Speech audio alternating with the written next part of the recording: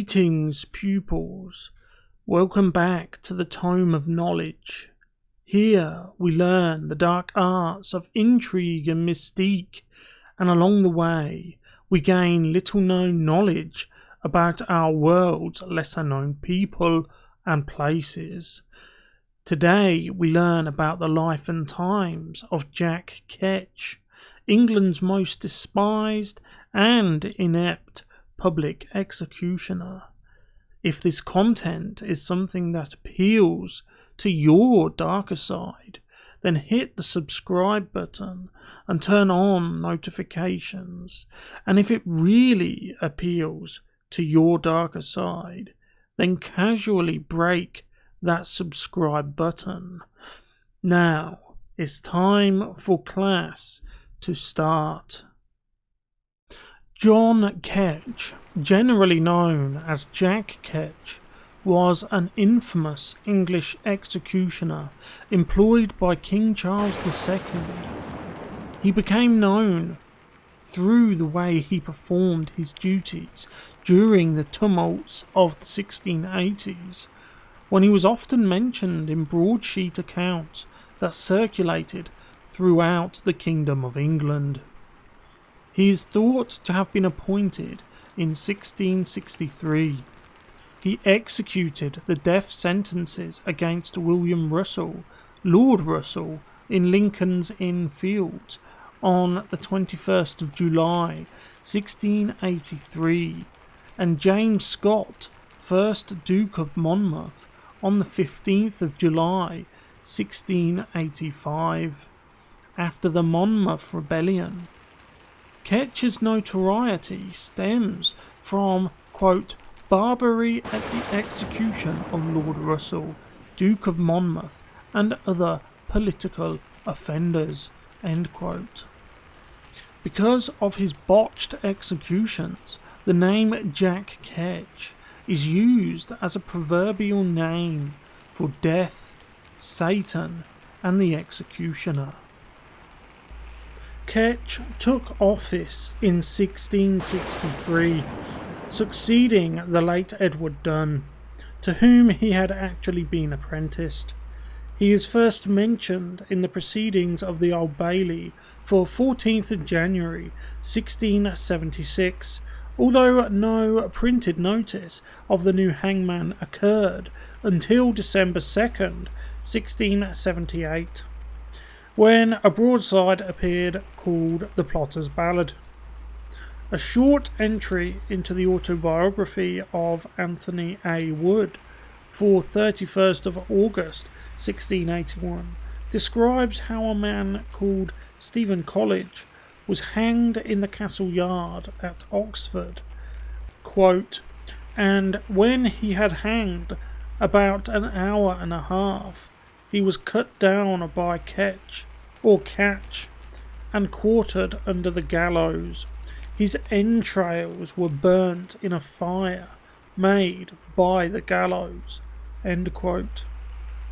From Judge Jeffreys at the pinnacle wielding terrible justice to the prisoners at the bottom of society, on the rung just barely above them, their own jailers and executioners, most notorious of all was, of course, Jack Ketch.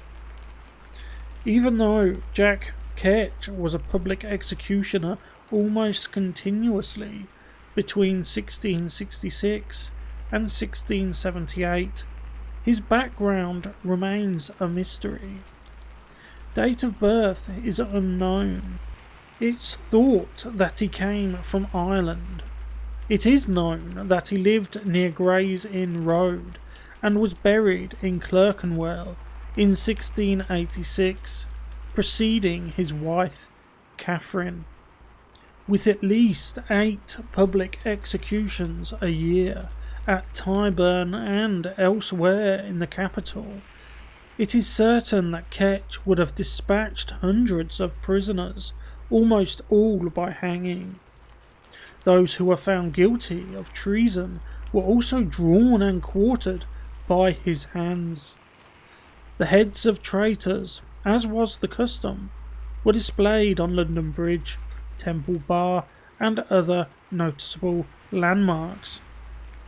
The corpses of many prisoners who were not quartered were instead gibbeted, that is to say, displayed in a cage which was hung near busy roadways. In order to make body parts and corpses last longer, the executioner would first immerse them in boiling pitch. Ketch did this at his headquarters in Newgate Prison, which hence became known as Jack Ketch's Kitchen.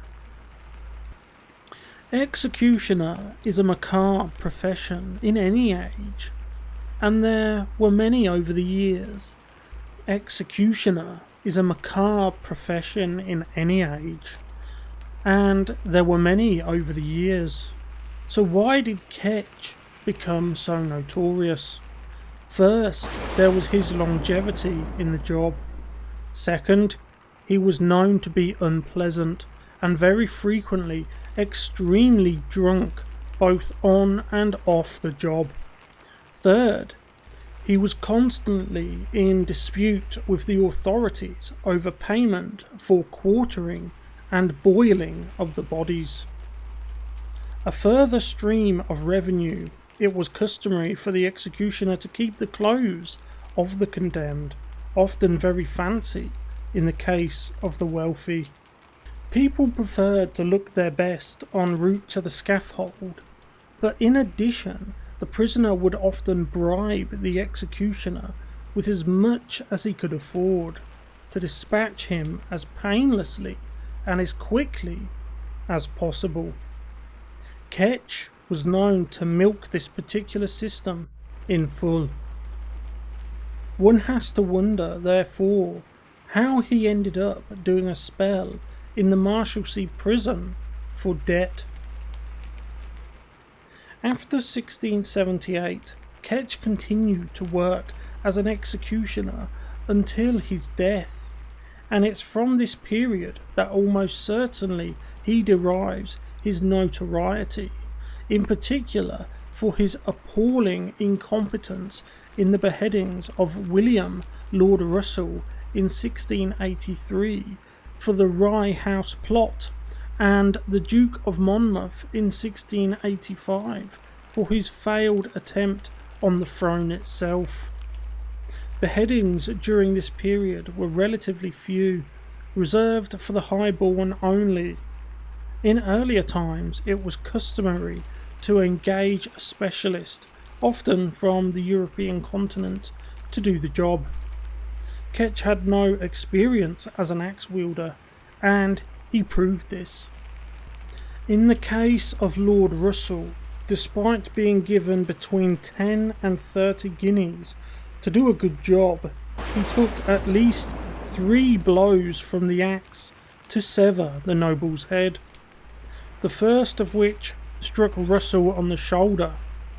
Some say Ketch had been deliberately vindictive, others that he was blind drunk, perhaps he was both. On that occasion, Ketch wielded the instrument of death either with such sadistically nuanced skill or with such lack of simple dexterity, nobody could tell which, that the victim suffered horrifically under blow after blow, each excruciating but not in itself lethal. Even among the bloodthirsty throngs that habitually attended English beheadings, the gory and agonizing display had created such outrage that Ketch felt moved to write and publish a pamphlet entitled Apology, in which he excused his performance with the claim that Lord Russell had failed to, quote, dispose himself as was most suitable, end quote, and that he was therefore distracted whilst taking aim on his neck. 2 years later, it was Monmouth's turn. The Duke gave Ketch 6 guineas with a promise of more from his servant after the act, and demanded that he do a job better this time. "Do not serve me as you did my Lord Russell. I have heard you struck him 3 or 4 times, said the Duke of Ketch. In vain, Ketch took at least 5 strikes this time. Halfway through, he cast down his axe in frustration and was ordered to continue. In the end, he had to finish the task with a knife. The crowd were up in arms. The diarist John Evelyn wrote, "5 chops so incensed the people that he had not been guarded and got away, they would have torn him to pieces." He, the Duke, would not make use of a cap or any other circumstance, but lying down, bid the fellow to do his office better than to the late Lord Russell, and gave him gold. But the wretch made 5 chops before he had his head, which so incensed the people that had he not been guarded and got away, they would have torn him to pieces. End quote. Monmouth was beheaded by Jack Ketch on 15th July 1685. Shortly beforehand, Bishop Turner of Ely and Ken of Bath visited the Duke to prepare him for eternity, but withheld the Eucharist, for the condemned man refused to acknowledge that either his rebellion or his relationship with Lady Wentworth had been sinful. It is said that before laying his head on the block, Monmouth specifically bade Ketch finish him at 1 blow, saying he had mauled others before. Disconcerted, Ketch did indeed inflict multiple blows with the axe, the prisoner rising up reproachfully, a ghastly sight that shocked the witnesses, drawing forth execrations and groans. Some say a knife was at last employed to sever the head from which the twitching body. Some say a knife was at last employed to sever the head from the twitching body. Sources vary. Some claim 8 blows. The official Tower of London fact sheet says it took 5 blows, whilst Charles Spencer, in his book Blenheim, puts the figure at 7. His execution was alluded to in the film Kind Hearts and Coronets, where the executioner says, quote, "The last execution of a duke in this country was very badly botched, but that was in the days of the axe." End quote. A year after the death of Monmouth, Ketch himself had died, but his fame was well established in his own time. Poems, ballads, pamphlets, broadsheets, essays abounded, all laced with hefty dollops of black humour, irony, and sarcasm. Within a generation he was resurrected, reinvented, as the hangman in Punch and Judy shows, the one whom Mr. Punch tricks into hanging himself.